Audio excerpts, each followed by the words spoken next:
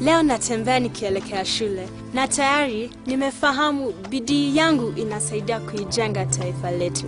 Hii nchi ni mimi na wewe. Tusipojenga hii nchi, je, nani atakuja kuijenga? Masomo yangu ya leo ndio yataleta maendeleo ya kesho. Ndio maana nimeamka mapema kufanya wajibu wangu ili niinue Kenya yetu. Mimi ni Kenya na Kenya ni mimi. Na wakati Kenya yangu inaponihitaji, nitakuwepo.